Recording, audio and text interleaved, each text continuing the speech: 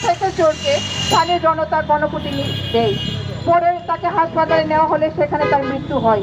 বিভিন্ন গণমাধ্যমের খবরে জানা যায় যে নিহত মামুনের নামে বিভিন্ন থানায় 14টি চুরি ও 2টি মাদক মামলা রয়েছে।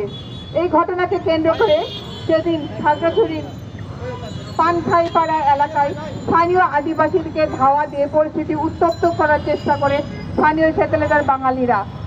এরপরে গত 19শে সেপ্টেম্বর বৃহস্পতিবার এই ঘটনাকে কেন্দ্র করে খাগড়াছড়ির দীঘিনালা উপজেলায় সদর চত্বরে বিক্ষোভ মিছিল বের করে একদল স্থানীয় সেটেলার বাঙালি।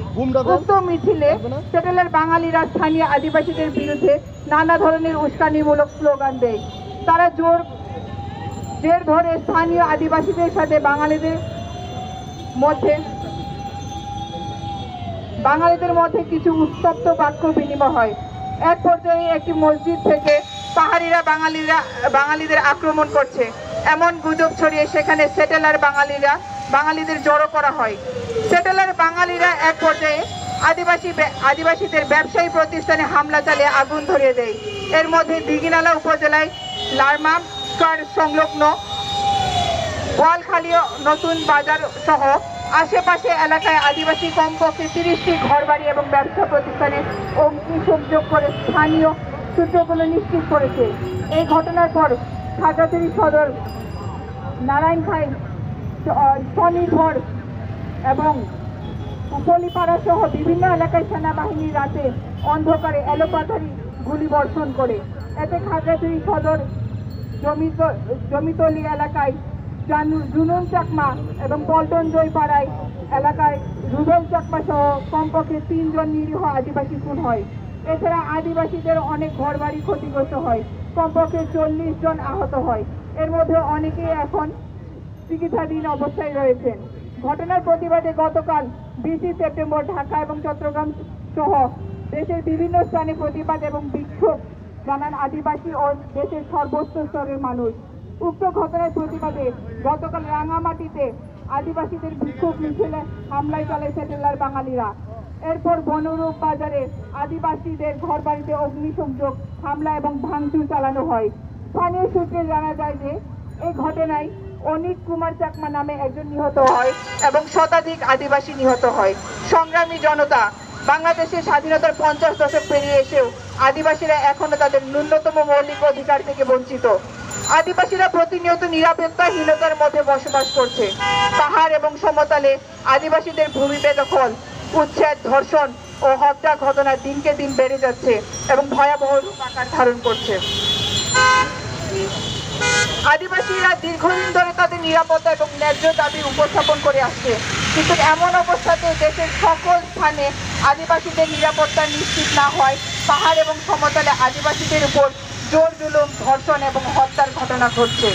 পার্বত্য চট্টগ্রাম সমস্যাকে রাজনৈতিক উপায়ে সমাধানের জন্য বিভিন্ন সরকারের সাথে 26 বার বৈঠকের পর 1997 সালের 2 ডিসেম্বর পার্বত্য চট্টগ্রাম চুক্তি স্বাক্ষরিত হয়। কিন্তু চুক্তির 26 বছর পেরিয়ে গেলেও বিগত সরকার সমূহ এই চুক্তির মৌলিক বিষয়গুলো বাস্তবায়ন করেনি, বরং চুক্তি স্বাক্ষরের পরেও পাহাড়ে বিভিন্ন স্থানে আদিবাসীদের উপর হামলা, ঘরবাড়ি অগ্নিসংযোগ, ধর্ষণ এবং হত্যার মতো ঘটনা ঘটেছে। পাহাড়ে আদিবাসীদের নানাভাবে অধিকার বঞ্চিত করে ক্রমাগত প্রান্তিকতার দিকে ঠেলে দেওয়া হচ্ছে। সেটেলার বাঙালি কর্তৃক সংগঠিত সাম্প্রতিক ঘটনা তারই ধারাবাহিকতা। অধিকারকামী জনতা সাম্প্রতিক সময়ে জুলাই গণঅভ্যুত্থানের মধ্য দিয়ে আওয়ামী লীগ সরকারের পতনের পর নোবেল বিজয়ী ডক্টর মোহাম্মদ ইউনূসের নেতৃত্বে একটি অন্তর্বর্তীকালীন সরকার দায়িত্ব নিয়েছে।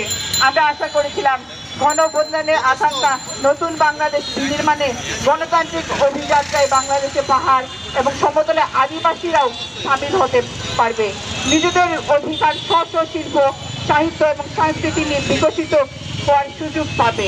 কিন্তু দেশের আদিবাসীদের উপরে চলমান ঘটনায় আদিবাসীরা অনিরাপদ, আশাহত এবং এক অনিশ্চিত বাস্তবতার সম্মুখীন হয়েছে। এমন অবস্থায় পাহাড়ে চলমান অস্থিতিশীলতা পরিবেশকে শান্ত করতে আমরা নিম্নাক্ত 6টি দাবি জানাচ্ছি। দাবি 1, দীঘিনালায় সাম্প্রদায়িক সহিংসতায় আক্রান্ত আদিবাসী সহ খাগড়াছড়ি ও পার্বত্য জেলায় আদিবাসীদের নিরাপত্তা নিশ্চিত সহ জনমাল রক্ষা করতে হবে। দাবি 2, জাতিসংঘের অধীনে তদন্ত কমিশন গঠন করে এই ঘটনার তদন্ত করে তার জনসম্মুখে প্রকাশ করতে হবে এবং দোষীদের দৃষ্টান্তমূলক শাস্তি নিশ্চিত করতে হবে। দাবি ৩, উক্ত ঘটনায় নিহতদের পরিবারবর্গকে যথাযথ ক্ষতিপূরণ এবং আহতদের সুচিকিৎসা নিশ্চিত করতে হবে। দাবি ৪, আদিবাসীদের ক্ষতিগ্রস্ত বৌদ্ধ বিহার, দোকানপাট এবং বাড়ি ঘরের মালিকদের পর্যাপ্ত ক্ষতিপূরণ দিতে হবে। দাবি ৫, বাংলাদেশের সকল আদিবাসী নাগরিকদের নিরাপত্তা নিশ্চিত করতে হবে। দাবি ৬, পার্বত্য সমস্যার রাজনৈতিক সমাধান নিশ্চিতকরণে আগামী ৬ মাসের মধ্যে পার্বত্য চট্টগ্রাম চুক্তি পূর্ণ বাস্তবায়নে কার্যকর পদক্ষেপ গ্রহণ করতে পারবে। ধন্যবাদ।